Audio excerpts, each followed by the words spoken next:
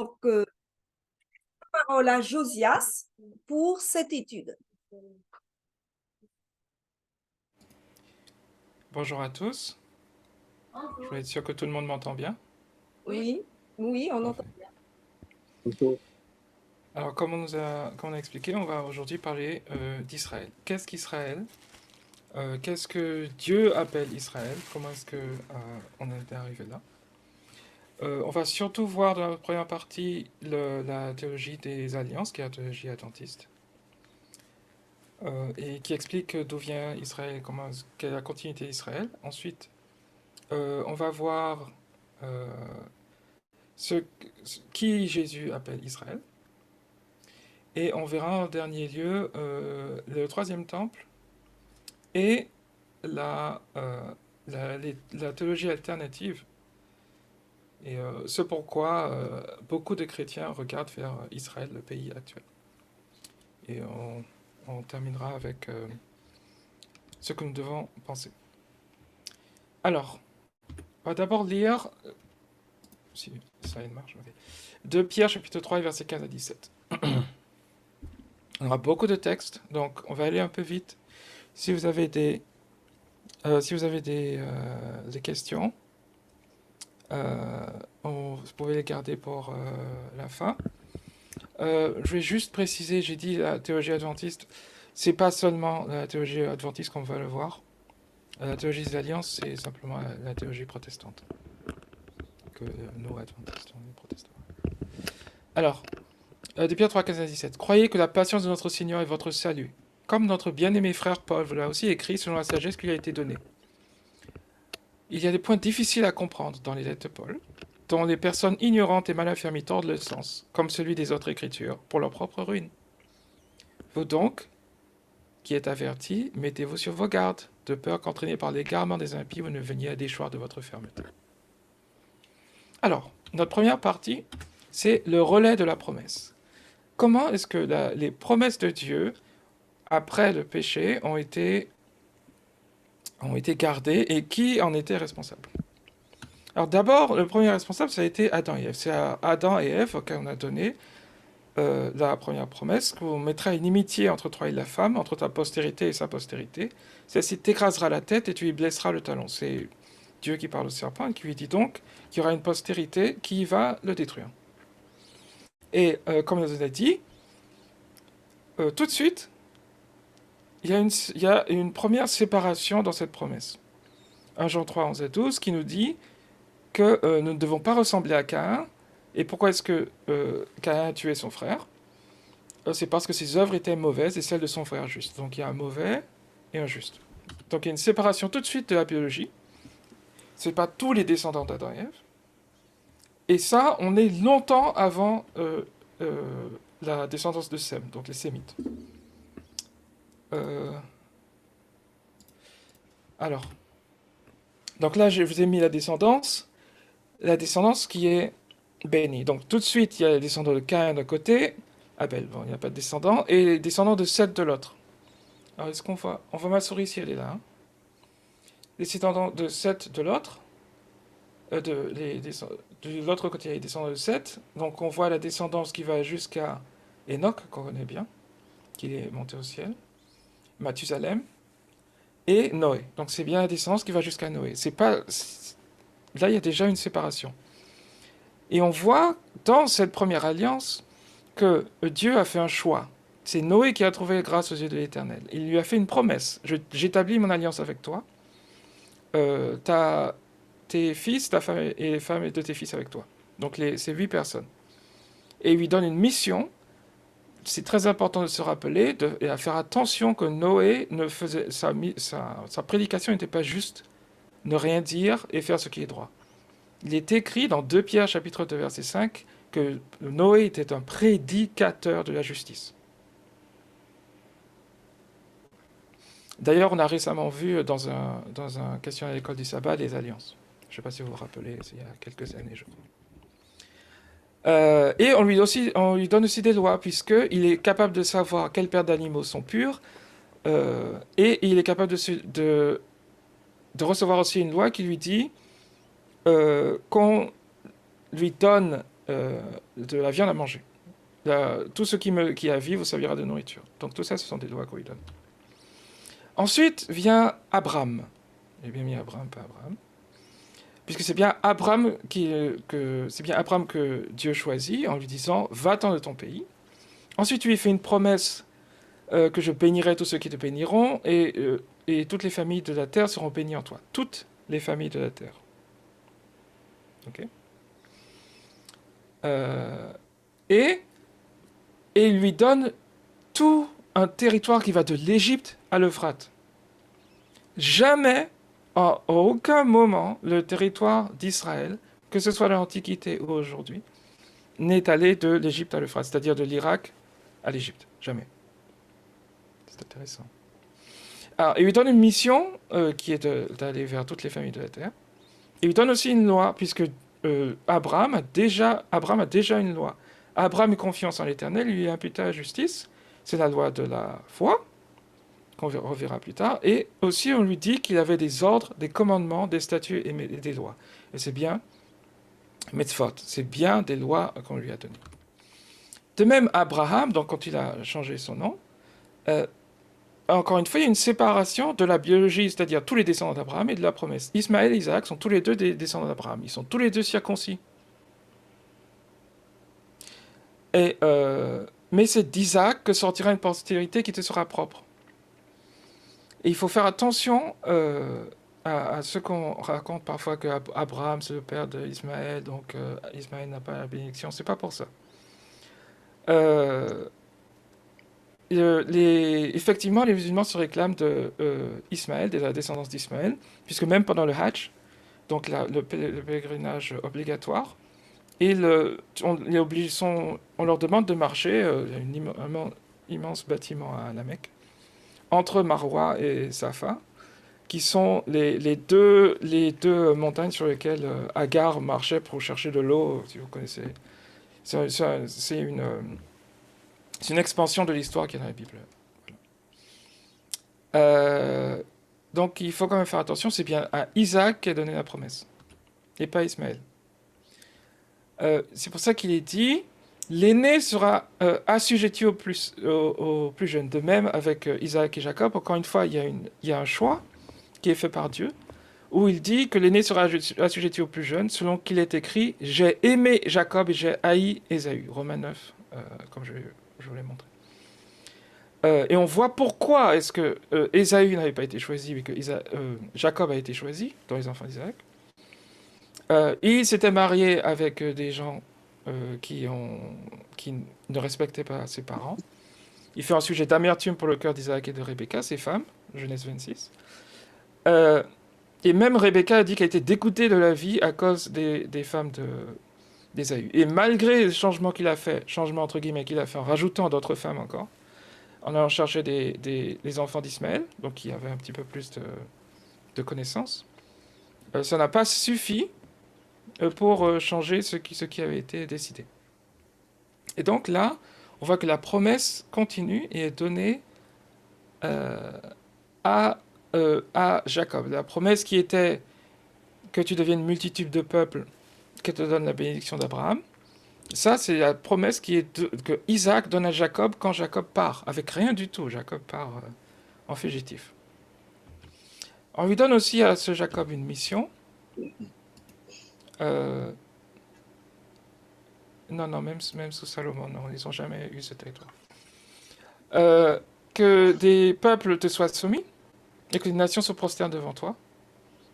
Ça, c'est la mission qui est donnée à Jacob, donc c'est une mission de prince. Hein. Et de même, c'est la même mission qui est donnée à un des fils de Jacob, Judas. Le sceptre ne s'éloignera pas de Judas et le bâton souverain d'entre ses pieds jusqu'à ce que vienne le Shiloh et que les peuples lui obéissent. Cependant, vous voyez bien que dans cette promulgation alors Genèse 49, c'est la promulgation que Jacob donne, donc Israël, donne à Judas, et il n'y a pas eu de roi sur tout Israël qui venait de Juda, avant David, il n'y en avait pas, et après seulement, il n'y en a pas eu, puisqu'ils n'ont pas eu tout Israël. Donc, Là, c'est déjà un point qu'il faut se rappeler. Les promesses de Dieu, il faut faire attention, la manière dont elles sont promulguées et la manière dont euh, elles sont accomplies. Alors, je vais perdre ça. De même, Jacob avait une loi, puisque on voit que Joseph était capable de la promulguer quand il a été attaqué par la femme de Potiphar. Et Jacob, c'est lui qui reçoit le nom Israël. Au moment où il va se battre, où il rencontre un homme, juste avant de rencontrer Ésaü, justement, il rencontre un homme et il se bat avec lui. Là, vous vous rappelez comment est-ce qu'il avait obtenu la promesse d'Abraham qu'on avait vue ici? Il l'avait obtenue en mentant sur son nom. Quand lui avait demandé son nom, quand son père Isaac lui avait demandé son nom, il avait dit c'est moi Ésaü. Et donc Dieu répare le péché en lui demandant quel est ton nom. Dieu sait très bien quel est son nom. Et il lui demande cependant quel est son nom. Mon nom est Yaakov. Mon nom est le menteur, celui qui, même depuis sa naissance, c'est pour ça qu'on a appelé Yaakov, si je ne me trompe pas, c'est lui qui faisait croire qu'il allait être le premier-né. Et là, il lui donne un nouveau nom, parce que tu seras appelé Israël, car tu as lutté avec Dieu et avec des hommes, et tu as été vainqueur. C'est donc Dieu qui a inventé ce mot, Israël. Israël, le prince de Dieu, Israël, le prince de Dieu, celui qui règne avec Dieu. Et ça vient de Sarah, qui est celui qui règne en prince, qui a été capable de vaincre.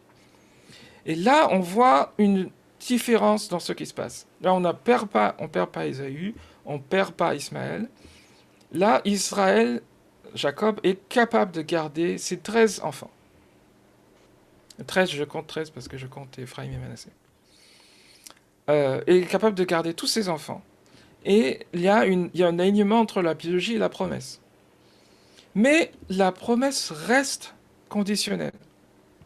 C'est pour ça que quand Dieu vient la répéter dans Deutéronome 10, 2 à 19, il leur dit, c'est là qu'est d'ailleurs la loi la plus importante des lois que cite Jésus, qui est d'aimer et de servir l'Éternel ton Dieu de tout ton cœur et de toute ton âme. C'est pas Jésus qui l'invente, c'est dans Deutéronome. Et c'est à tes pères seulement que l'Éternel s'est attaché pour les aimer. Il t'a choisi entre les peuples. C'est vraiment le peuple élu.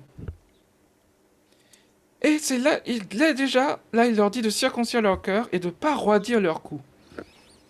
Que se passe-t-il s'ils roidissent leur cou? On va voir. Mais encore une fois, cette promesse qui était donnée à Abraham, qui est transmise à Isaac, transmise à Israël, elle s'applique seulement à Israël et pas à Ésaü. Ésaü est rejeté alors que c'était lui l'aîné. Mais ça ne veut pas dire qu'il va disparaître, puisque les Iduméens existent jusqu'à l'époque de Jésus. Le Hérode de Jésus, c'est un Iduméen, le Hérode qui a voulu tuer Jésus d'ailleurs. Un Iduméen, c'est-à-dire un Édomite. Et c'est aussi probablement l'origine des Nabatéens. Une civilisation très intéressante. On va pas en parler. Alors, ensuite vient l'origine ethnique d'Israël. Je voulais vraiment vous faire comprendre que Israël n'est pas parfaitement, même à cette époque-là, à l'Antiquité, au moment où Israël est créé, quand ils sortent d'Égypte. Il n'y a pas de loi qui les empêche de se mélanger avec les Égyptiens. Et même dans Exode 12:38, on nous dit qu'il y avait un grand nombre d'étrangers montèrent aussi avec eux, ainsi que des brebis et des bœufs, un bétail très considérable. Même le mot utilisé pour étranger est un mot qui est lié avec la mixité. Et le fait il y a des mélanges entre les Égyptiens et les Hébreux. Et de même, on voit plusieurs personnes qui sont rajoutées à Israël pendant l'histoire. J'en ai mis quelques-uns là. Que ce soit Ruth, que ce soit Rahab, qui était une cananéenne, c'est-à-dire elle est dévouée par interdit. Ruth est une Moabite, descendante de l'inceste avec Lot. Elle est interdite d'entrer dans l'assemblée. Pourtant, c'est une ancêtre de Jésus. Il y a même un ammonite qui lui aussi est interdit. Alors j'ai mis quelques membres de la garde rapprochée de David. Il y a un ammonite et il y a Uri. Uri, c'est pas un Israélite. C'est un Hittite. Situation très intéressante ici de l'Antiquité. Et lui aussi était interdit, normalement, d'entrer. Et pourtant, ils sont bien rajoutés à Israël. Et oui, on me dit, il y a Caleb aussi. Ok, on a donné un héritage dans Israël. Et même à l'intérieur d'Israël, on va voir qu'au départ, on leur a donné une mission. Donc si on revient, on se rappelle le choix, la mission, la loi, le choix, la promesse, la mission et la loi. Donc dans la mission, on leur a dit que vous serez un royaume de sacrificateurs et une nation sainte. Dans Exode 19, 6, où euh, Dieu rencontre les anciens d'Israël avant le veau d'or. Après le veau d'or, il y a une séparation encore qui intervient dans Israël, même s'ils ne sont pas complètement détruits. Il y a un grand massacre, hein, mais ils ne sont pas complètement détruits. Il y a une séparation qui fait que les Lévites reçoivent la proximité avec Dieu et pas les autres. Donc il sépare la tribu de Lévi, Deutéronome 10, verset 8. À chaque transgression, on voit qu'il y a une séparation de ce genre. Et Israël était censé apprendre la loi aux non-israélites. C'était marqué dans Deutéronome 31. L'étranger qui sera dans tes portes, il faut qu'il entende, qu'il apprenne à craindre l'Éternel et qu'il mette en pratique les paroles de la loi. De même, Dieu avait prévu que des étrangers se joignent à Israël. Ésaïe 14, versets 1 à 4. Et ils doivent s'unir à la maison de Jacob. Et ça, c'est avant Jésus. Pourquoi? Parce que Ésaïe 13, on va, je crois, revenir sur Ésaïe 13. Ésaïe 13 est sur la chute de Babylone. Et Ésaïe 14, donc dans la continuation, on sait que les chapitres n'étaient pas là avant, la continuation de cette prophétie, l'Éternel aura pitié de Jacob, il choisira encore Israël, et il rétablira dans leur pays. Donc c'est après la destruction de Babylone. Et ils disent bien, à ce moment-là, et c'est ce qui s'est passé, ils sont revenus au pays, les étrangers se joindront à eux et s'uniront à la maison de Jacob. C'était donc le dessein de Dieu avant Jésus. Il ne voulait pas un peuple qui s'enferme derrière des murs et qui ne veulent plus entendre parler de personne d'autre. Et ces versets aussi qui sont importants pour nous, dans Ésaïe 56, qui dit bien que des étrangers s'attacheront à l'Éternel pour le servir et ils garderont le sabbat. Le sabbat, c'est pas le sabbat des Juifs. Les étrangers garderont le sabbat. Il leur donnera dans sa maison des murs et une place et un nom préférable à des fils et à des filles. Parce que, comme Jésus le répète d'ailleurs, ma maison sera appelée une maison de prière pour tous les peuples. Tous les peuples.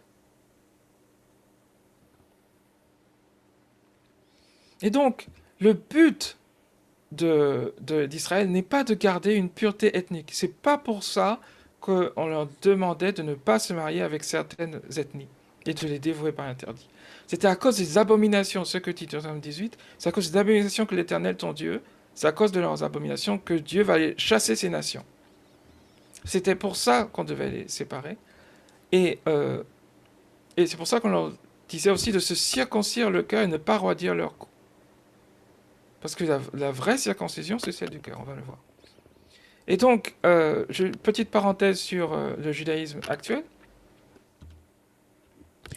Quand un juif rabbinique, donc la majorité des juifs, va venir vous dire que les païens n'ont besoin de suivre que les lois noahites, les Sheva Mitzvot, Bnei Noach, ce n'est pas la Bible, ça vient de la Mishneh Torah, qui est un commentaire de la Torah par Rav Moshe ben Maimon, un des plus grands, Maïmonide, un des plus grands rabbins de l'histoire du judaïsme. C'est pas du tout, ça vient pas de la Bible. Ensuite, toujours en ce qui concerne la mission d'Israël, la mission n'était aussi conditionnelle. Dans Deutéronome 7, il nous dit qu'il a été élu, c'est un peuple qui lui appartient entre tous les peuples, mais il dit bien, si vous écoutez ces ordonnances, si vous les observez et les mettez en pratique, l'Éternel gardera avec toi l'alliance. Qu'est-ce que ça veut dire? Si tu ne les observes pas, ben le contrat est brisé.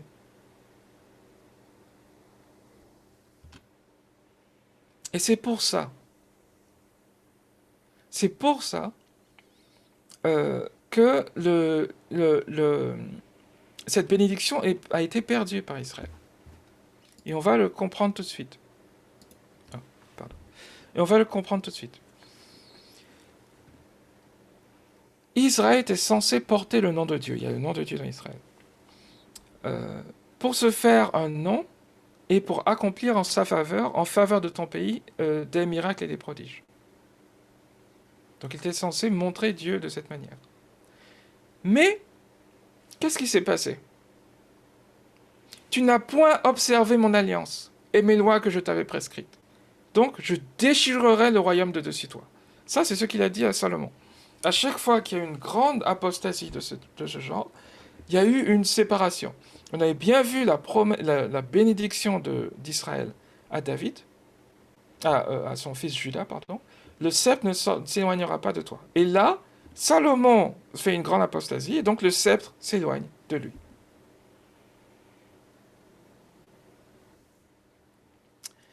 Et donc, de cette même manière, il y a un changement de lignée. Le changement de lignée arrive. Je ne vais pas me tromper. Le changement de lignée arrive parce que maintenant, les rois d'Israël ne seront plus les descendants de David. Donc les rois des 10 tribus seront les descendants de Jéroboam, le serviteur de Salomon. Et pareil, on sait qu'il y a eu énormément de changements de lignée dans la lignée des rois d'Israël, parce qu'à chaque fois, ils désobéissaient à Dieu, donc ils changeaient, et ils en changeaient, ils en changeaient. Mais ça ne dure pas éternellement. La patience de Dieu a des limites. Dieu punit et Dieu juge. Et donc le jugement s'est abattu sur Israël. Et voici le jugement, que je pense qu'on ne lit pas souvent, qui est dans 2 Rois, chapitre 17, les versets 7 à 23. Je les ai tous mis là, et je vais lire les choses importantes. Voici le jugement de Dieu sur Israël. 2 Rois, chapitre 17, les versets 7 à 23. Ils firent des choses mauvaises, par lesquelles ils irritèrent l'Éternel. Ils ont roidi leur cou. Vous vous rappelez ce qu'on avait dit? Si de circoncire ton cœur et ne pas roidir ton cou, ils ont roidi leur cou. Comme ils n'ont pas entièrement suivi la loi que prescrite à vos pères, que je vous ai envoyée par mes serviteurs les prophètes. Ils rejetèrent ces lois, l'alliance qu'il avait faite avec leur père et les avertissements qu'il leur avait adressés. Et donc, qu'est-ce qu'il dit?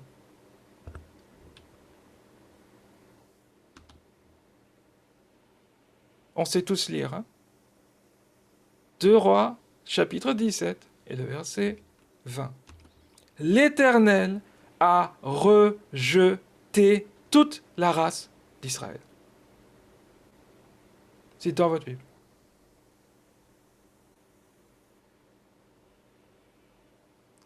Donc c'est bien possible. L'Éternel n'a pas une patience infinie. Il détruit le mal et il le punit. C'est fini. Les 9 tribus sont perdues. Il ne reste que Judas, Benjamin, qui était une toute petite tribu à cause de ce qui s'était passé. Bon, on ne va pas rentrer là-dedans. Et Lévi, bien sûr, puisque Lévi était dispersé et que c'est eux qui tenaient le temple. Voilà tout ce qui reste d'Israël. Et ça, on est dans l'Ancien Testament. On est même avant Jésus. Longtemps avant Jésus. Bon. Et il y a très peu qui reviennent de Juda après l'exil à Babylone. Et même les descendants de Juda ont eu aussi leur jugement, donc la destruction de Jérusalem, mais elle n'était pas complète. Parce certains sont restés, on voit que Daniel était vraiment... on voyait que même dans la cour du roi, il y avait des gens qui croyaient vraiment en Dieu, et donc ils n'ont pas été détruits. 2 Chroniques 36, c'est là qu'on voit le jugement d'Israël, parce que la colère de Dieu éternel contre son peuple devient sans remède. Donc pour Juda aussi, ils ont eu leur jugement. Mais pour Israël, c'était fini. Et donc, à plusieurs moments, il y a eu cette notion de reste. Il y a eu le reste d'Israël. Il n'y a rien qui est resté d'Israël. Mais il y a eu un reste dans Juda. Enfin, le reste d'Israël, c'est Juda. Et même dans Juda, il y a eu un reste. Et plusieurs fois, Dieu a voulu séparer un reste. Il a même failli le faire au désert. Est-ce qu'on se rappelle de ce qu'il avait dit à Moïse? Jusqu'à quand ce peuple me méprisera-t-il? Je ferai de toi une nation plus grande et plus puissante que lui. Donc il a failli le faire pendant le désert. Au désert même. Tellement il avait déjà irrité. Et on sait que Moïse a annoncé un prophète qui serait comme lui et qui, donc, pourrait lui aussi créer un nouvel Israël. Donc, à chaque fois, on avait dans cette notion de reste qu'on avait, il y a Dieu qui sépare qui sépare la partie du peuple choisi qui obéit encore à ses lois et qui le respecte. Regardons donc des prophéties qui sont souvent attribuées, qu'on essaie d'attribuer à Israël d'aujourd'hui. Est-ce que c'est vraiment à Israël d'aujourd'hui qu'elles sont attribuées, auxquelles elles se réfèrent? Si on va dans la fameuse prophétie Ézéchiel 37, il nous est dit, puisqu'on vient de voir la notion de reste, hein, Israël, on a bien vu, Israël est rejeté. La notion de reste. Qui nous dit dans Ézéchiel 37, ils ne formeront plus deux nations, donc plus la séparation entre Juda et Israël. Ils ne seront plus divisés en deux royaumes. Et mon serviteur David sera leur roi. Les tribus sont perdues. Et David est mort. Comment est-ce que David peut être leur roi? C'est qu'il n'est pas en train de parler d'Israël. Il est en train de parler de la nouvelle terre. Où là, effectivement, on se rappelle, les 12 tribus d'Israël sont dans la Nouvelle Jérusalem. Pareil, dans Ésaïe 11, on nous dit un rameau sortira du tronc d'Isaïe. Et on nous dit, oh, c'est la prophétie qu'Israël va être reconstruite. Il rassemblera les exilés d'Israël et il recueillera les dispersés de Juda des 4 extrémités de la terre. Et donc les Israélites vont revenir dans leur pays. Ah oui? Si on lit les versets 6 à 8 du même chapitre, le loup habitera avec l'agneau et la panthère se couchera avec le chevreau, le veau, le lionceau et le bétail qu'on engraisse seront ensemble. Les animaux carnivores, est-ce qu'on voit aujourd'hui les animaux carnivores qui ne mangent plus les animaux herbivores? Non. Parce que c'est une prophétie sur la nouvelle terre. La prophétie d'Isaïe 14, on l'a déjà vu. C'est une prophétie qui intervient juste après Babylone. Et la prophétie d'Isaïe 44, où on nous dit que Dieu a manifesté sa gloire en Israël, et qui lui dit « Souviens-toi de ces choses, ô Jacob, j'efface tes transgressions comme un nuage, tes péchés comme une nuée, reviens à moi, car je t'ai racheté. » On se rappelle bien, hein, Dieu a rejeté Israël, donc il n'y a plus les 9 tribus. Et pourtant ça dit « Je confirme la parole de mon serviteur, j'accomplis ce que prédisent mes envoyés. Je dis de Jérusalem, elle sera habitée, et des villes de Juda, elles seront rebâties, et je relèverai leurs ruines. » Ce n'est pas le contexte actuel, encore une fois, puisque le chapitre continue dans Isaïe 45, où il appelle Cyrus, par son nom. C'est bien la reconstruction de Jérusalem d'après l'exil à Babylone, et pas une autre reconstruction de Jérusalem. Pourtant, il dit Israël, il ne dit pas Juda. Il dit Israël. Et il appelle même Cyrus, d'un certain nom, Hamoshiach, le Messie Cyrus. Il l'appelle le Messie. Et donc il faut faire très attention à la compréhension de la prophétie biblique. De même, dans ce même chapitre 45, il dit quelque chose de très important, parce qu'on va le revoir dans le Nouveau Testament. Par l'Éternel seront justifiés et glorifiés tous les descendants d'Israël. Et là, c'est dans le contexte du retour à Jérusalem, où il n'y a que le reste du reste, donc le reste d'Israël, qui est Juda, qui est dans le reste de Juda. Et il les appelle quand même tous les descendants d'Israël. J'ai bien vérifié, c'est bien Kral. C'est tous dans le sens l'ensemble. Alors, après l'exil à Babylone, euh, il y a un lien, il y a quelque chose qui se passe, parce qu'Israël continue hein, entre exil à Babylone et Jésus. Et c'est là qu'on va voir la création de certaines choses qui vont être importantes, parce que les Juifs d'aujourd'hui, on ne peut pas comprendre les Juifs d'aujourd'hui si on ne sait pas ce qui s'est passé à ce moment-là. Alors, qu'est-ce qui s'est passé après Néhémie? Donc après le retour à Babylone. Alors, après le retour à Babylone, là on sort de la Bible, on entre dans les sources historiques, le Talmud, et les Maccabées, pour ceux qui connaissent un petit peu les apocryphes. Euh, si donc le grand prêtre de l'époque rencontre Alexandre le Grand, qui est le disciple d'Aristote, hein, Alexandre le Grand. Et Alexandre le Grand a beaucoup de respect pour les Juifs et leur permet de continuer d'une manière semi-autonome leur petit pays d'Israël, Israël, donc de Juda.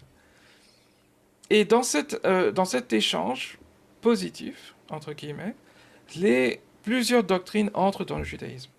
Que ce soit l'immortalité de l'âme, l'enfer éternel, qui existe donc dans la religion grecque, énormément de sorcellerie. C'est aussi à cette époque-là qu'est écrite la Septante, qui contient les apocryphes. Oui, pardon, le retour de Babylone. Ensuite, ce qui se passe, c'est que Alexandre, comme on le sait, est remplacé par ses généraux. Et une fois qu'il est remplacé par ses généraux, malheureusement, Israël se retrouve à la frontière entre deux des grands royaumes qui succèdent à l'empire d'Alexandre. Et donc, il passe d'une main à l'autre. Il y a un moment, certains Grecs en ont vraiment décident de les persécuter.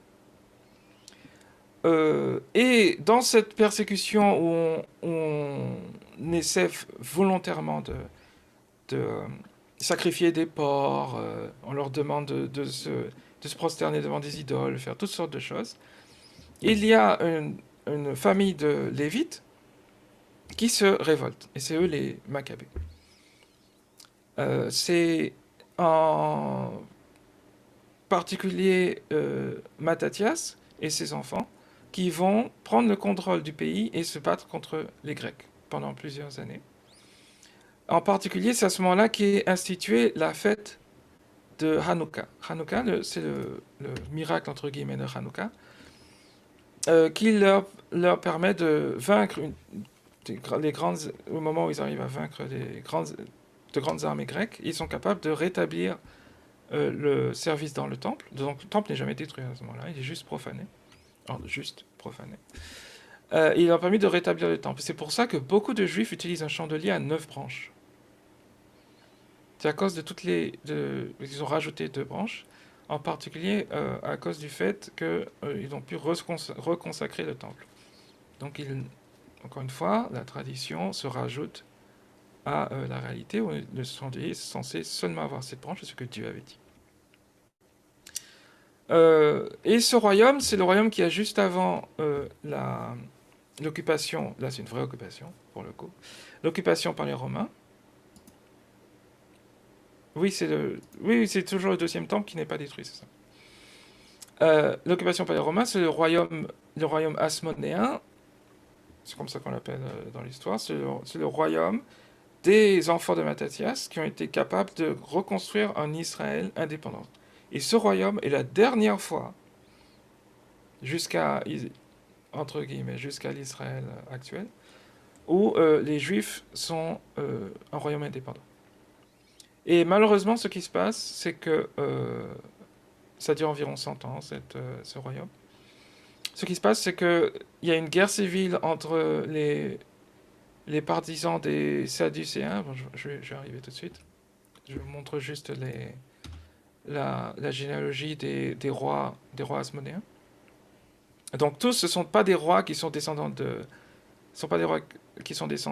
Juda ou de David, ce sont des rois qui sont descendants de Lévi, de la famille des grands prêtres. Et disons que ce sont pas les meilleurs rois qui soient, mais au moins ils sont pas idolâtres. Enfin, pas aussi idolâtres que les rois d'avant. Et ce qui se passe, c'est que ils en viennent à se battre entre eux, puisque d'un côté, c'est une guerre de succession plus ou moins. D'un côté, on a ceux qui soutiennent l'aristocratie, donc l'aristocratie lévite, et d'un autre, ceux qui soutiennent plutôt les traditionalistes, qui ne sont pas que des lévites, les traditionalistes qui vont être appelés les Perushim, si je ne me trompe pas. Oui, Perushim, pardon. Ceux qui sont séparés et qui tentent de garder la Torah et la Torah orale. La Torah et la Torah orale. Et qui essaient d'empêcher l'hellénisation complète du judaïsme. L'hellénisation, c'est-à-dire la dissolution dans la culture grecque. Les Sadducéens, c'est plutôt les aristocrates qui sont hellénisés et qui sont tellement hellénisés qu'ils sont presque devenus des théistes, puisqu'ils ne croient pas à la résurrection, euh, qui est une notion, qui n'est pas dans la religion grecque. Hein, c'est pour ça que se moque de Paul un peu plus tard, à l'Aréopage. Mais qui croient quand même à la suprématie de Lévi sur les autres juifs, sur les autres membres d'Israël. Et à côté de ça, à côté de la guerre civile entre les Sadducéens et les pharisiens, donc c'était une guerre meurtrière, hein, il y a les Esséniens qui se mettent à l'écart. C'est leurs écrits qu'on retrouve à Qumran, ceux qui connaissent un peu les manuscrits de la mer Morte. Et à cette époque-là, naissent aussi les Zélotes qui deviennent beaucoup plus importants plus tard à l'époque de Jésus. Vous savez, Simon le Zélote. Les Zélotes, ce sont vraiment des insurrectionnistes. Ils cherchent la guerre, ils veulent l'indépendance totale du pays. Ils sont très violents. Et c'est eux qui vont conduire à ce que Jérusalem soit détruite. Et le problème, c'est que la guerre est tellement grave entre les Sadducéens et les pharisiens que ils en font appel aux Romains. Et c'est à ce moment-là que les Romains prennent le contrôle. Et que le mari de la dernière reine asmonéenne, Hérode le Grand, l'Édomite, décide d'éliminer complètement la dynastie asmonéenne. Et donc il prend le contrôle du pays, il les élimine tous, et il joue de diplomatie avec les Romains pour que finalement ils deviennent le roi de toute la Judée, et il devient Hérode le Grand. Et donc il était très très inquiet, c'est pour ça qu'il est très inquiet quand il voit que le Messie est né. Il faut pas que quelqu'un prenne son trône. Donc c'est quelqu'un de très très meurtrier, même avant Jésus. Hérode le Grand, j'ai juste vous montrer, c'est lui, tout au bout ici. Le Grand, tout en bas, vous voyez, c'est pas un descendant de Mattathias, c'est pas un Kohanim, c'est pas un Lévite, c'est un Édomite. Et donc là, on en arrive à l'époque de Jésus. Donc à l'époque de Jésus, il y a tous ces gens-là, les Sadducéens, pharisiens, Esséniens, Zélotes. C'est les grandes sectes du judaïsme. Et c'est là que je veux qu'on voit quelque chose de très important sur Jésus. Parce qu'il dit bien, sondez les Écritures, parce que vous pensez avoir en elles la vie éternelle. Ce sont elles qui rendent témoignage de moi. Et donc, que disent les Écritures sur Israël et Jésus? Donc on est là sur le chemin d'Emmaüs. Parce que Jésus va, comme on le sait sur le chemin d'Emmaüs, il va leur montrer que les Écritures sont à son sujet.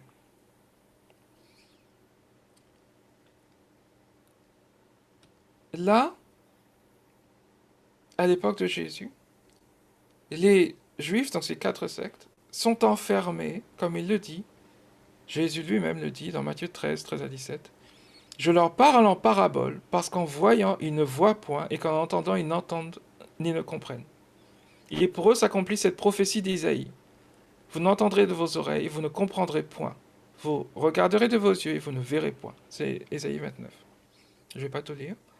Mais là, le peuple juif se retrouve dans l'égarement. La plus grande partie se retrouve dans l'égarement.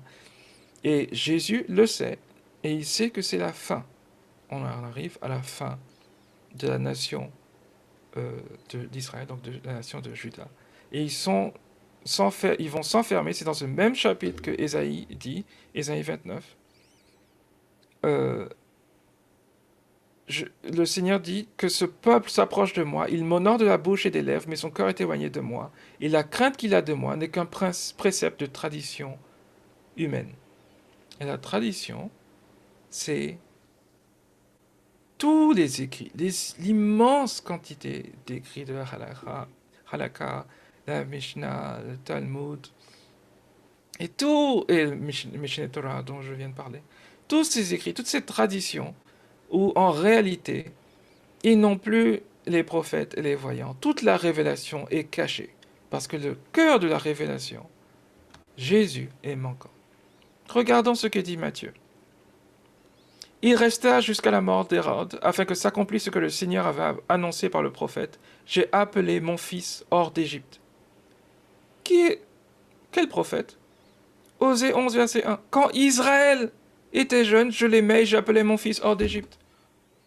C'est Jésus ou c'est Israël? Matthieu 2, 23. Il vint demeurer dans une ville appelée Nazareth, afin que s'accomplisse ce qui avait été annoncé par les prophètes. Il sera appelé Nazaréen. Et on avait vu, je ne me trompe pas, dans Isaïe 11, qu'un rameau sortira du tronc d'Isaïe et en rejetant naîtra de ses racines.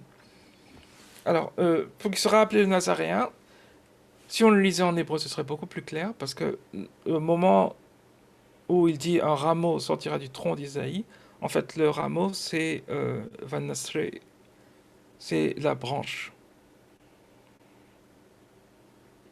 Et ça se prononce de la même manière que Nasret, Nasra, c'est la branche. Donc il sera un Nazaréen, il sera une branche, quelqu'un qui vient de Nazareth. Et c'est dans ce même texte qu'il parle du rassemblement d'Israël, qui sont dispersés en Assyrie et en Égypte, donc tout Israël. Jésus rassemble tout Israël. Et Matthieu 21, verset 5, continue dans cette même lignée, où il dit, dites à la fille de Sion, voici ton roi qui vient à toi plein de douceur et monté sur un âne, sur un ânon et petite ânesse. Et c'est exactement ce qui a été annoncé par le prophète dans Zacharie 9, 9 à 10. Où on nous dit exactement ce texte-là, mais on nous dit aussi, je détruirai les chars d'Éphraïm et les chevaux de Jérusalem et les arcs de guerre seront anéantis. Donc il y aura une grande paix. Et il parle d'Éphraïm, c'est-à-dire une grande paix avec aussi les 10 tribus. Et il dominera d'une mer à l'autre depuis le fleuve jusqu'aux extrémités de la terre. Là, il y a un mélange entre la prophétie des premiers et deuxièmes venus de Jésus et Israël, les 9 tribus sont inclus.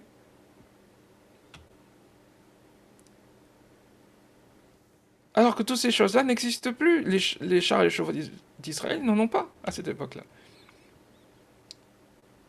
Donc ces prophéties n'ont rien à voir avec un Israël futur, et elles ont tout à voir avec un Jésus qui est vivant aujourd'hui. Et ça continue. On a remis le livre du prophète Ésaïe, Jésus maintenant qui lit, comme on le sait quand il lit dans la synagogue de Nazareth, et lit Ésaïe 61. Mais dans ce même Ésaïe 61, il nous est dit que la race d'Israël sera connue parmi les nations et leur postérité parmi les peuples. Tous ceux qui les verront reconnaîtront qu'ils seront une race bénie de l'Éternel. Alors qu'ils ont été détruits à l'époque de Jésus. Qu'est-ce que ça veut dire? C'est qu'il faut bien identifier Israël. Il faut bien identifier Israël. Il faut faire attention à qui est vraiment Israël. Pareil, dans Actes 13, 32 à 37, donc là c'est plus Luc, c'est plus Matthieu, c'est dans les Actes. Enfin c'est Luc dans les Actes. Où il y a un passage qui nous est sorti des psaumes, où on nous dit que Jésus est celui qu'on identifie comme celui dont on parle dans « Tu es mon fils, je t'ai engendré aujourd'hui », qui est dans le psaume 2. Alors que le psaume 2 dit « C'est moi qui ai oint mon roi sur Sion ». Sioniste de Sion. Roi sur Sion, ma montagne sainte, et je publierai le décret. L'Éternel m'a dit, tu es mon fils, je t'ai engendré aujourd'hui. Comment est-ce que Jésus peut régner de Sion si Sion n'existe pas? Est-ce qu'on se trompe pas sur où est Sion? Qu'est-ce que Sion? Est-ce qu'on est des juifs rabbiniques pour qu'on attende le Messie qui va régner sur Sion? Est-ce qu'on est sionistes?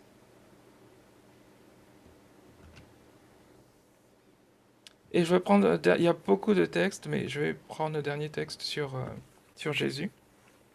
On nous dit que Jésus a on nous dit, hein, il a secouru Israël, son serviteur, Luc 1, et il s'est souvenu de sa miséricorde, comme il l'avait dit à nos pères, envers Abraham et sa postérité pour toujours. Donc Jésus a secouru Israël, alors que les 9 tribus sont perdues, hein, son serviteur. Il s'est souvenu de sa miséricorde selon la promesse d'Abraham. Qu'on avait vu la promesse d'Abraham dans Genèse 17. Et qu'est-ce que Paul nous dit? Les promesses ont été faites à Abraham et à sa postérité, et il n'est pas dit « et aux postérités » au pluriel. Donc pas à Ismaël, pas à Ésaü, pas aux 9 tribus qui ont été rejetées. À sa postérité, c'est-à-dire Christ.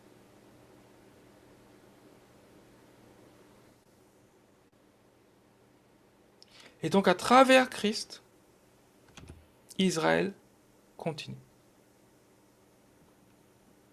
Pas à travers les pharisiens. Parce que mine de rien, les Juifs d'aujourd'hui sont les descendants des pharisiens. Ils en sont fiers, ils le savent qu'ils sont descendants des Pérushim, puisque c'est bien un rabbin pharisien qui a écrit le Talmud de Jérusalem. Et ce sont donc ces anti-hellénistes, les pharisiens, anti-hellénistes, qui sont les ancêtres des Juifs rabbiniques. Ils en sont conscients, ils en sont fiers, et ils le savent. Et les pharisiens haïssent Jésus. Voilà ce que Jésus a dit aux pharisiens. Dans la parabole de la vigne, Matthieu 21, 33 à 46. Vous la connaissez, c'est un homme qui est un maître de maison, qui plante une vigne, il l'entoure d'une haie, et il appelle les vignerons. Et les vignerons, ils saisissent ses serviteurs, ses serviteurs vers les vignerons saisissent ses serviteurs, l'un bâtirent l'un, tuèrent l'autre, et lapidèrent le troisième. Et il va jusqu'à envoyer son fils. Lorsque le maître de la vigne viendra, que fera-t-il à ces vignerons? Il fera périr misérablement ces misérables. Il affermira, je pense, la vigne à d'autres vignerons et qui lui en donneront le produit au temps de la récolte. Et voici ce que dit Jésus. Je vous le dis, le royaume de Dieu vous sera enlevé et sera donné à une nation qui en rendra les fruits. Donc une autre nation. Et donc les sacrificateurs, ils savent très bien ce que ça veut dire. Ils disent, les pharisiens comprirent que c'était d'eux que Jésus parlait. C'était d'eux les rabbiniques, les juifs rabbiniques. Et ils cherchaient à se saisir de lui. Mais ils craignaient la foule parce qu'elle le tenait pour prophète.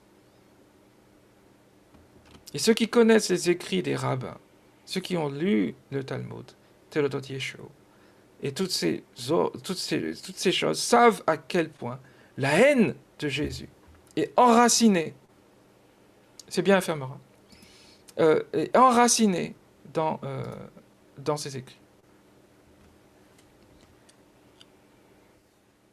Paul nous enseigne que c'est bien toutes les nations qui seront bénies en Abraham, pas juste les descendants de Juda. Toutes les nations seront bénies en Abraham. Dieu savait déjà ce qui se passerait.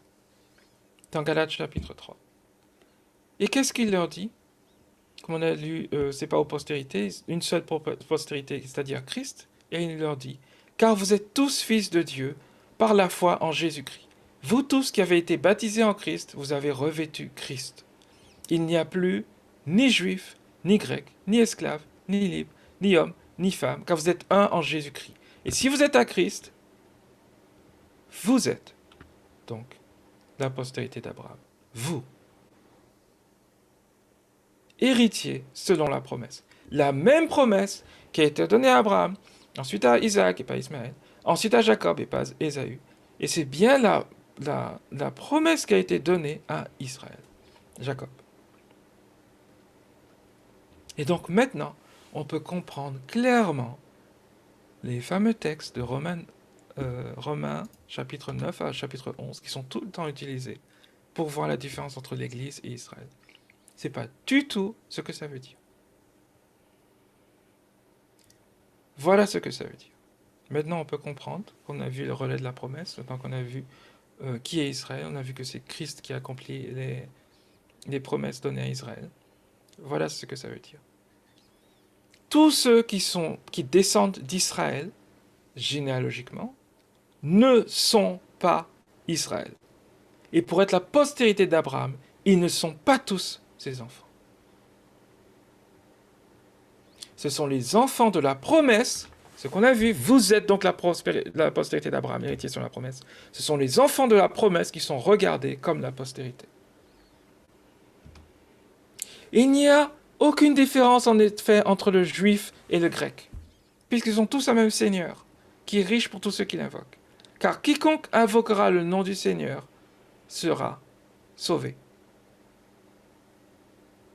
Ces lignes qui nous disent bien qu'il n'y a aucune différence entre le juif et le grec, elles sont dans ce contexte où il explique qui est Israël, le vrai. Et donc maintenant on peut comprendre ce texte. On va reprendre ce texte qui nous dit: Dieu a-t-il rejeté son peuple? Loin de là. Mais on a dit que Israël a été rejeté. Maintenant, qu'est-ce que ça veut dire? Qu'est-ce qu'il désigne quand il dit que Dieu n'a pas rejeté son peuple? Est-ce qu'il désigne le Sanhédrin? Est-ce qu'il désigne les Juifs en général? Non, il se désigne lui-même. Car moi aussi, je suis israélite, de la postérité d'Abraham, de la tribu de Benjamin. Dieu n'a pas rejeté son peuple qu'il a connu d'avance. Les Juifs qui ont reçu Jésus sont toujours son peuple. Ce sont eux qui sont son peuple. Avec nous. Pas ceux qui insultent Jésus, qui crachent sur les chrétiens. Littéralement cracher sur les chrétiens. Pour ceux qui connaissent un petit peu l'actualité d'Israël. D'Israël d'aujourd'hui. Ce ne sont pas eux, la postérité d'Abraham. Et donc, ce reste-là qu'on a vu, c'était le reste. Il y a un reste qui sont les deux, qui sont descendants d'Abraham et qui reconnaissent Jésus. Et donc, ils sont un reste en Jésus. Il y a un reste selon l'élection de la grâce. Verset 5. Il y a une séparation entre la généalogie et la promesse. On nous dit bien, ce qu'Israël cherche, il ne l'a pas obtenu. Donc Israël, la généalogie d'Israël. Ce qu'Israël cherche,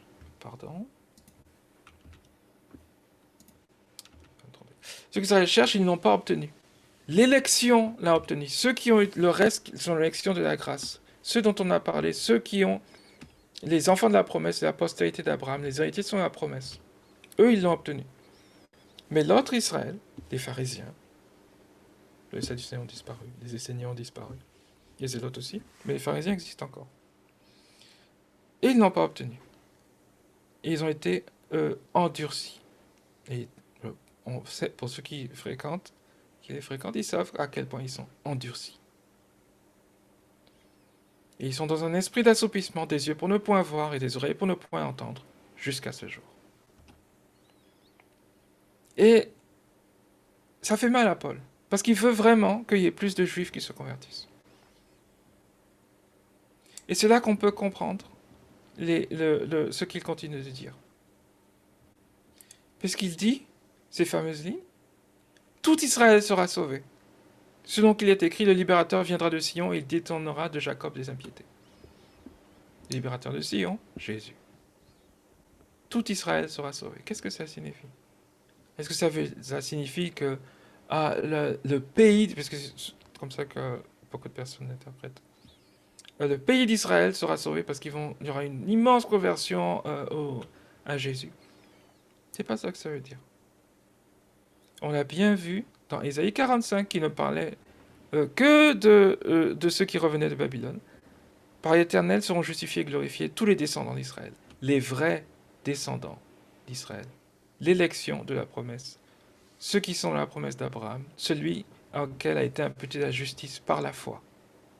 C'est eux, tout Israël, qui sera sauvé.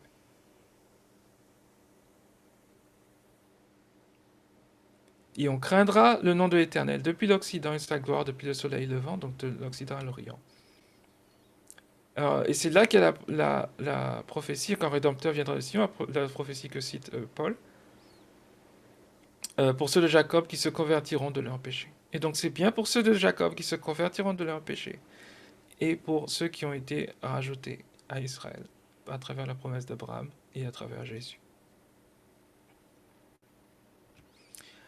Je voulais juste faire une petite parenthèse sur un des écrits d'Ellen White, où elle confirme ce que je viens de dire, puisque lorsque l'Église, elle dit bien la même chose, l'Église chrétienne primitive qui a été fondée était composée de juifs fidèles dans l'Église primitive, qui avaient reconnu en Jésus de Nazareth celui dont ils attendaient l'avènement. Donc il y a des juifs, jusqu'à maintenant il y en a, que ce soit Jacques Doucan, Doug Batchelor, qui sont des juifs avec nous, et Clifford Goldstein.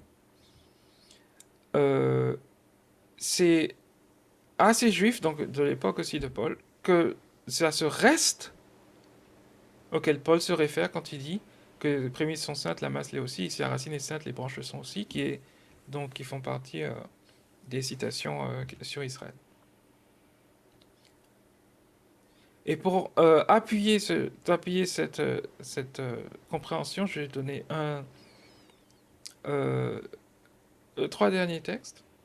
Encore une fois, un moment où Paul répète qui est Israël, où il dit dans Éphésiens 2, versets 11 à 14, « Autrefois, vous étiez païens, vous étiez en dehors d'Israël, appelés incirconcis par ceux qu'on appelle circoncis, les Juifs vous appelez incirconcis.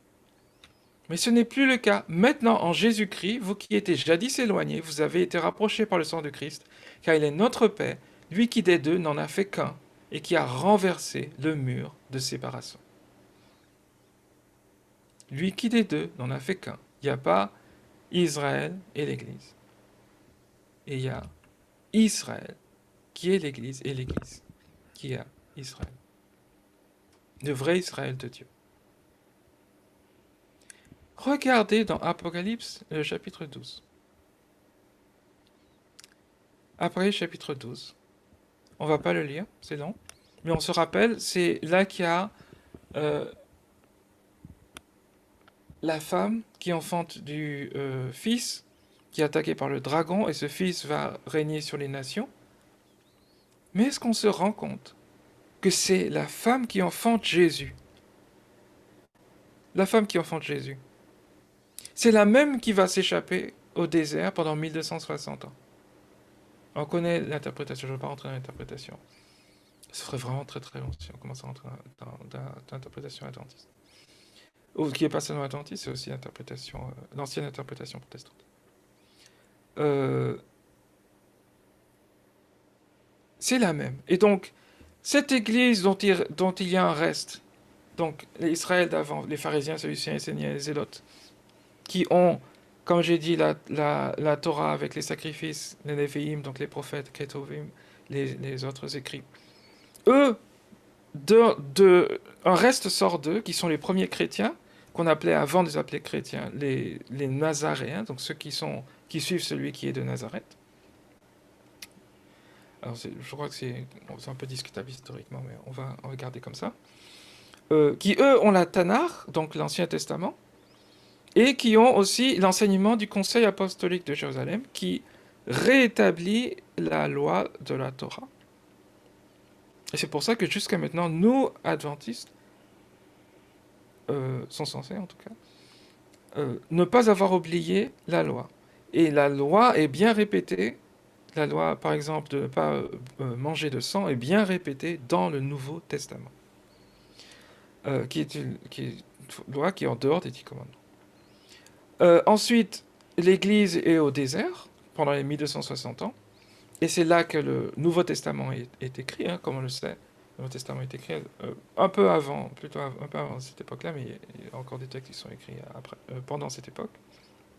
Et enfin, l'Église est restaurée après 1860 ans, où on a la Bible complète, nous, après 1698, on a la Bible complète, et finalement le sanctuaire est restauré en 1844.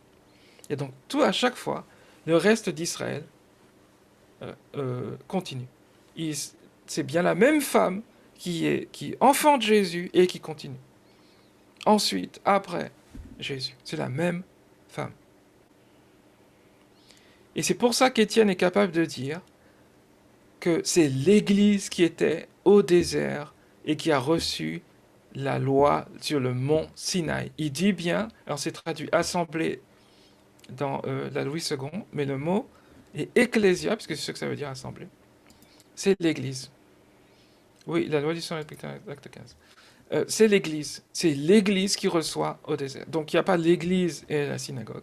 Dans tout ce moment-là, c'est eux, l'Église de Dieu. Je me suis peut-être... Ouais, j'ai mis en anglais. Restored. Restauré. Vous avez remarqué que je n'ai pas utilisé des mots Israël spirituel parce qu'il n'y a pas un vrai Israël et puis un Israël spirituel. C'est Israël, l'Israël de Dieu. Je ne dis pas qu'il ne faut pas utiliser le mot Israël spirituel, je ne suis pas en train de dire ça, c'est ce mot, entre guillemets, consacré à ça. Mais vous avez remarqué que je ne l'ai pas utilisé parce qu'il faut... C'est juste pour être sûr qu'on comprenne bien qu'il n'y a pas d'autre Israël. Il n'y en a pas d'autre. C'est l'Église, la synagogue de Dieu, l'assemblée de Dieu. C'est Israël. Il n'y a pas d'autre reste des alliances. Tout ce qu'il y a, ce sont les descendants des pharisiens qui restent encore et qui haïssent l'Église. Et le reste des pharisiens, puisque Paul était pharisien, hein, le reste des pharisiens qui a reconnu Jésus, c'est eux qui ont commencé l'Église, c'est eux qui ont rejeté l'hellénisme, qui rejettent l'immortalité de l'âme, ces choses-là.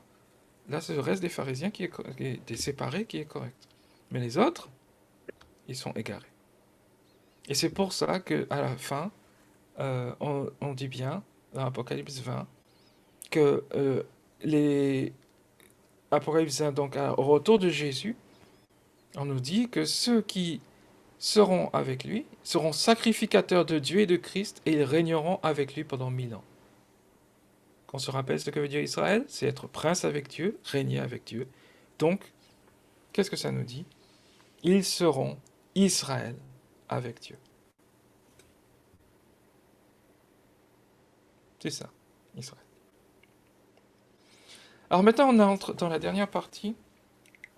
On va entrer dans la dernière partie de la présentation. On va essayer de comprendre pourquoi est-ce que quelque chose qui est aussi clair, comme on l'a vu dans la Bible, c'est très très très clair qui est Israël. Pourquoi est-ce qu'il y a confusion actuellement? Et sans rentrer dans l'histoire du pays d'Israël, on va se rendre compte que le problème vient d'autre part. Le problème vient longtemps avant le sionisme de Theodor Herzl. Longtemps avant toutes ces choses-là. Le problème est tout autre. Le problème est dans l'interprétation à l'origine.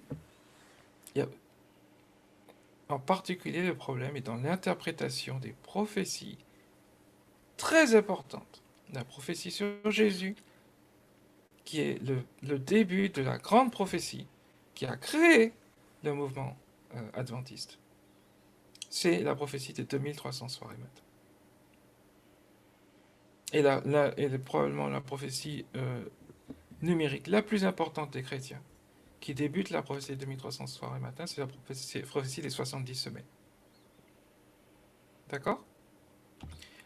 Voilà la vraie prophétie des 2300 soirs et matins et des 70 semaines. selon, alors je vais garder en anglais, selon notre interprétation. Sans rentrer dans les détails.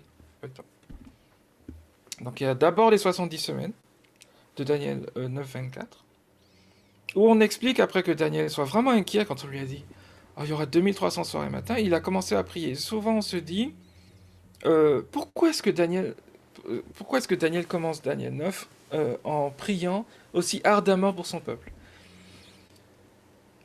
Ce qu'on peut comprendre, c'est que quand il entend les anges, parce que c'est une discussion entre des anges, quand il entend qu'il y aura 2300 soirées matin, il se dit 2300 jours, donc 2300 années, rajoutées aux 70 ans qui ont déjà été prophétisés par Jérémie. Et ça l'inquiète vraiment. Et au moment où il commence à prier et à demander à Dieu que ce soit pas aussi long avant qu'on revienne en Israël, euh, l'ange vient lui annoncer le temps qui va être donné pour son peuple. Donc, les 70 semaines. Et les 70 semaines sont une période de temps continue. Il n'y a pas de coupure entre la 69 semaines et la 70e semaine. C'est une seule prophétie.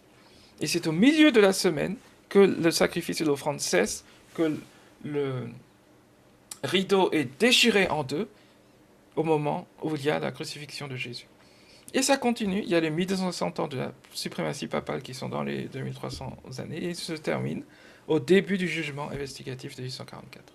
C'est ça l'interprétation. Euh, c'est ça l'interprétation. Et donc,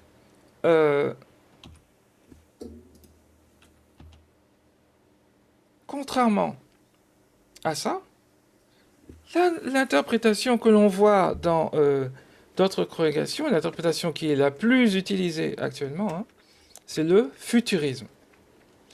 Ou l'antéchrist, puisque là, au milieu, il y a l'antéchrist, hein, ici, la suprématie papale de l'antéchrist. L'antéchrist est ici. Là, l'antéchrist est dans le futur. C'est ça l'interprétation que vous entendrez à la plupart des endroits.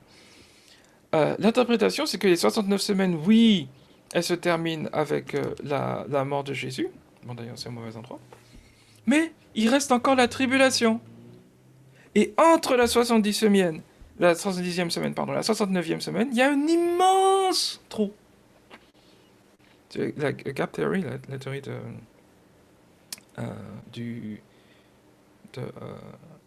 de l'espace qui est entre la mort de Jésus et qui est l'âge de l'Église, la dispensation de l'Église, sans entrer dans la théorie très très compliquée de dispensationalisme.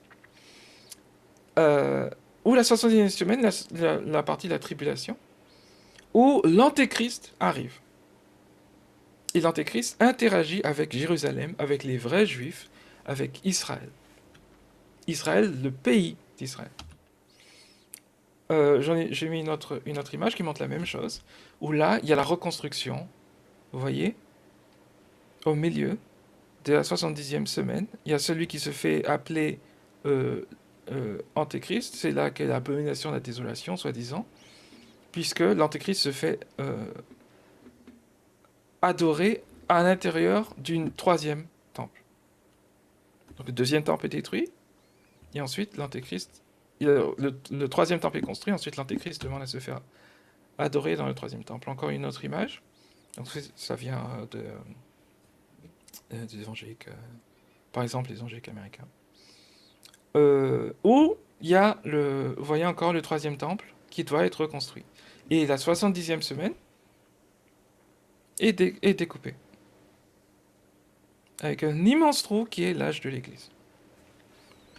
Encore une image pour bien appuyer ce qu'on explique.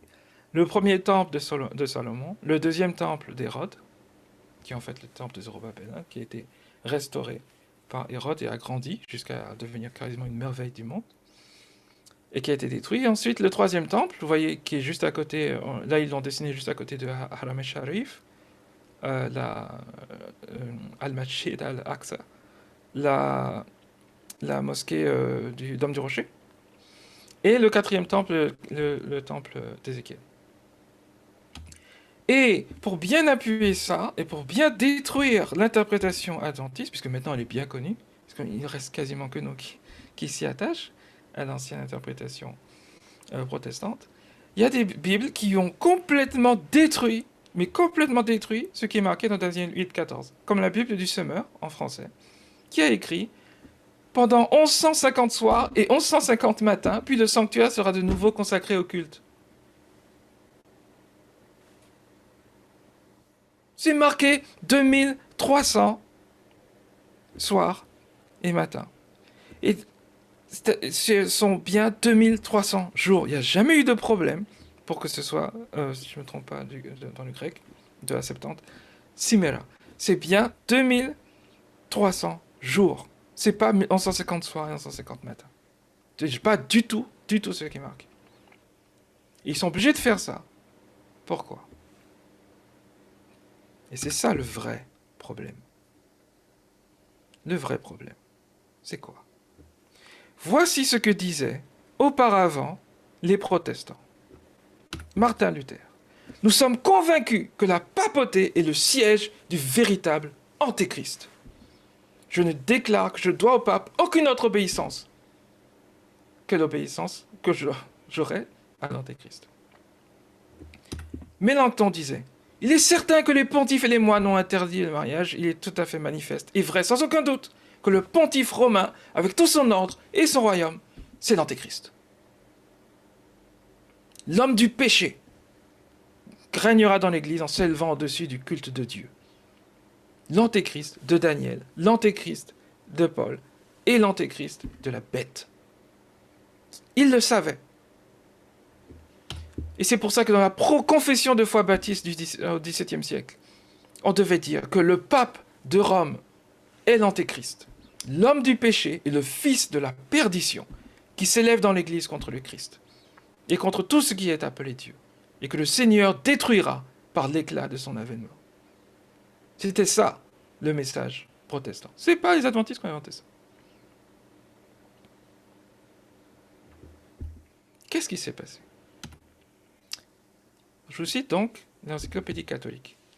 Pour les réformateurs en particulier, l'Apocalypse était une carrière inépuisable dans laquelle ils pouvaient puiser des invectives, les soi-disant réformateurs, hein, parce que c'est la soi-disant réforme, c'est comme ça qu'on l'appelle, l'appelait en tout cas, le protestantisme, dans lequel ils pouvaient puiser des invectives pour les lancer contre le monde entier, contre la hiérarchie romaine.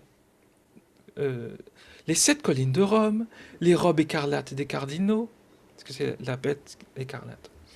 Les malheureux abus de la cour papale rendaient l'application facile, oh c'est facile, et tentante. Et donc après le Concile de Trente, après la consécration de la Vulgate comme étant la seule interprétation, la Bible inspirée, le combat contre la réforme a été commencé. Donc, il y avait déjà un combat, puisqu'il y a des réformateurs qui ont été brûlés. Et les apôtres de l'anti-réforme étaient l'ordre qui a été créé pour la destruction de la réforme. C'est l'ordre de la société de Jésus. Et donc voici ce que dit la société de Jésus au XVIe siècle. Là, on est longtemps avant le sionisme. Donc là, vous voyez, c'est le vrai texte de Francisco Ribera, donc un jésuite du XVIe siècle, un jésuite du XVIe siècle, qui a écrit un commentaire sur sur l'Apocalypse de Jean. Et dans ce texte, donc on voit 1500, c'est un texte qui date de 1790, 1790-1791, donc de la fin du XVIe siècle, enfin la fin du siècle de la Réforme, il y a des docteurs érudits de l'Église catholique qui ont inventé le système futuriste et le système prétériste. Alors, ce qui nous intéresse en particulier, c'est le système futuriste, qui affirme que ces prophéties ne se réfèrent pas à la carrière de la papauté, mais à celle d'un individu, donc l'antéchrist, surnaturel futur, qui doit encore apparaître et rester au pouvoir pendant 3 ans et demi. Ce n'est pas une doctrine protestante. C'est une doctrine qui vient tout droit de la société de Jésus.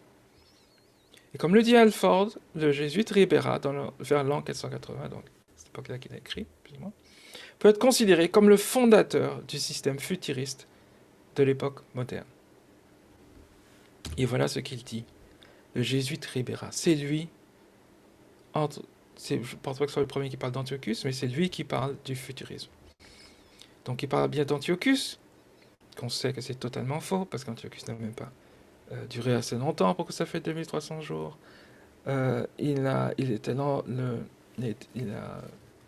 pourri dans les prisons romaines, toutes sortes de choses.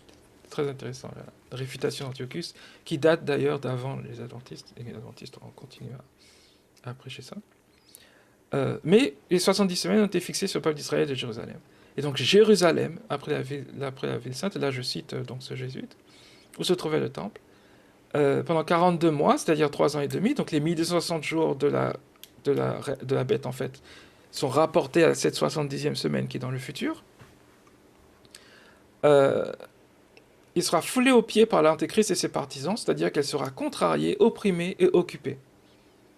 Là, Jérusalem, le vrai pays, le vrai Jérusalem, dans le pays d'Israël.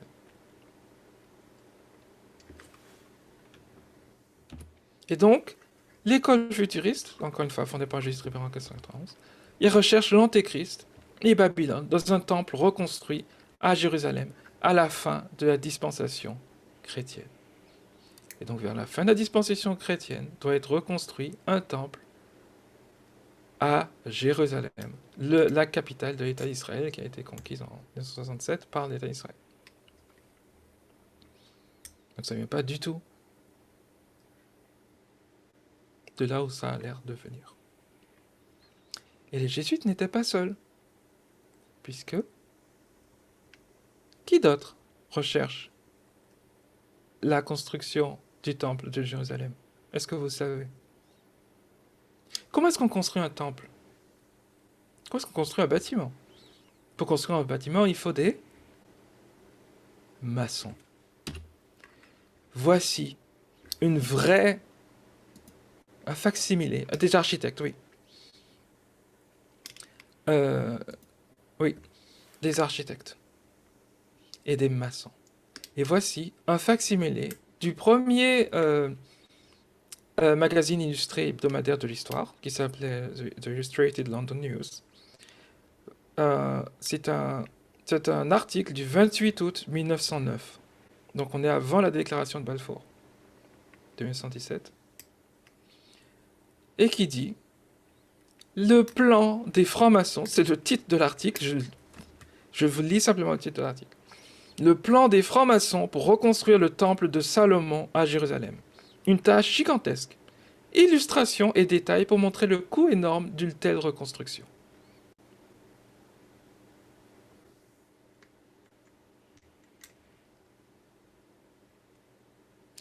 Je l'ai pris sur... vous pouvez le voir dans les archives de ce journal. Vous pouvez aussi aller le voir sur un site franc-maçon. Et dans les rites francs-maçons... Oui. Et dans les rites francs-maçons, il y a une figure centrale qui est Hiram Abif, le maître architecte et le constructeur du temple du roi Salomon. Hiram Abif est au cœur des rituels d'initiation maçonnique. Je ne suis pas en train de vous lire une théorie du complot, c'est un vrai magazine franc-maçon que je vous lis. Ce rituel représente la transformation du candidat en maître maçon, qui atteint le plus haut niveau d'illumination morale et spirituelle.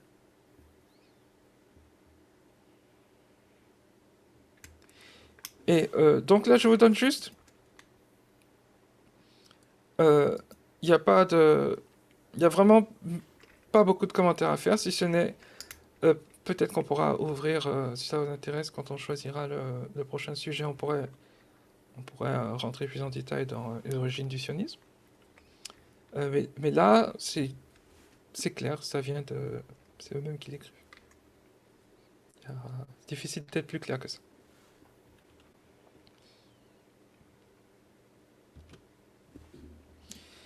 Donc on en arrive à notre conclusion.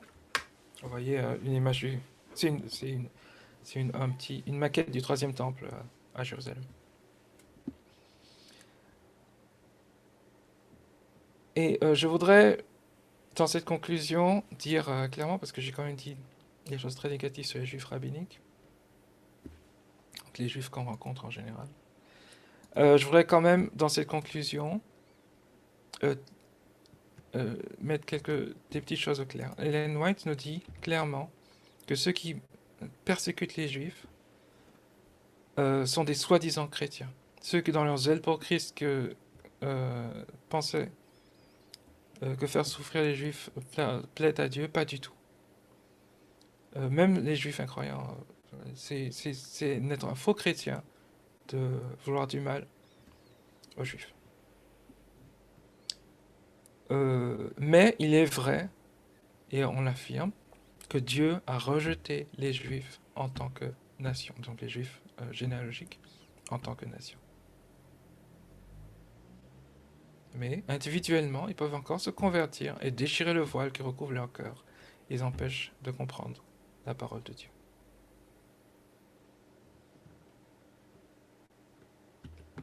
Donc en conclusion, retenons ces choses. Le reste d'Israël existe encore en Jésus-Christ. C'est là que continue la promesse d'Abraham. C'est là que continue l'histoire. Ceux qui règnent avec Dieu, Israël, ceux qui règnent avec Dieu, règnent en Jésus-Christ. Il n'y en a pas d'autre. L'Israël de Dieu, donc ceux qui règnent avec Dieu, n'est pas l'Israël généalogique.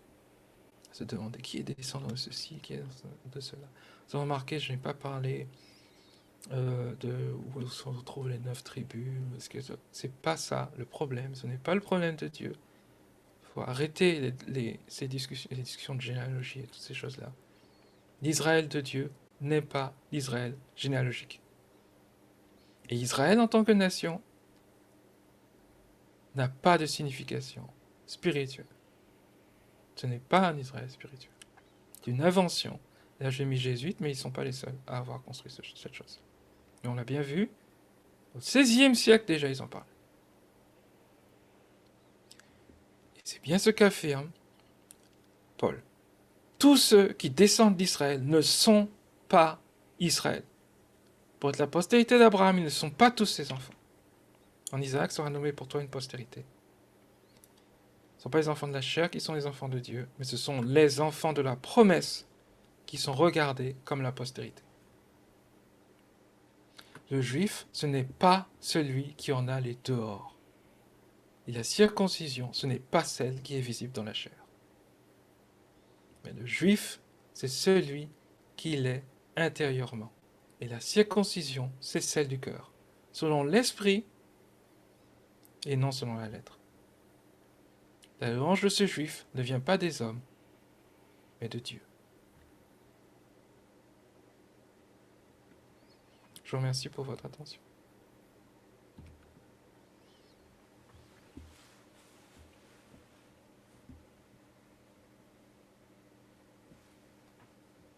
Voilà.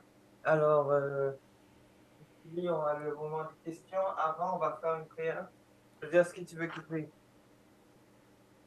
Ou est-ce que tu veux prier? Non, j'ai beaucoup parlé. Je peux laisser maman prier peut-être. Ok.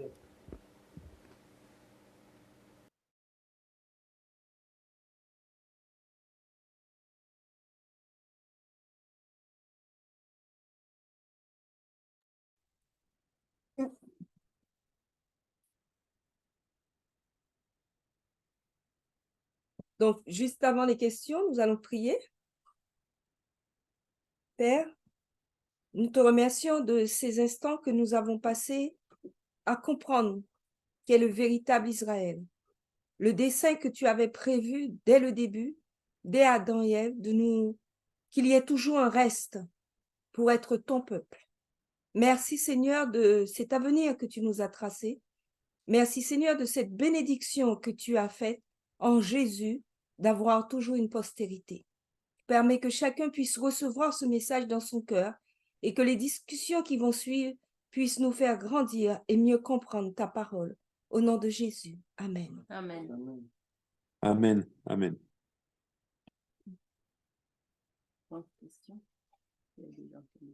Donc maintenant, c'est le moment des questions. Il y a donc on commence, Josias, tu commences par ce qui est sur le chat, si tu veux répondre s'il y a quelque chose. Non, il n'y a pas de questions explicites sur le chat. Donc, est-ce que vous avez des questions orales? Il y a des remarques sur le chat, mais il n'y a pas de questions. Qui voudrait poser des questions? Non. Oui, on peut arrêter.